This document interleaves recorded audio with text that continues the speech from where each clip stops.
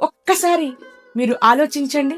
మీరు తీరిగ్గా కూర్చొని ఫోన్లో సోషల్ మీడియా చూస్తున్నారు.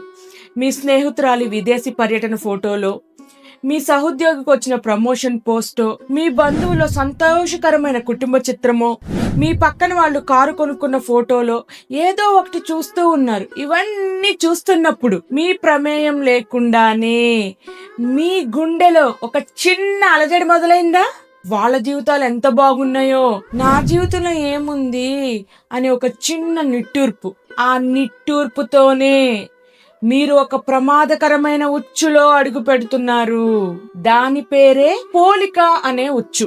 మన ఆనందాన్ని నిశ్శబ్దంగా దొంగలించే ఒక దొంగ, మన ఆత్మవిశ్వాసాన్ని తినేసే ఒక చెదపురుగు.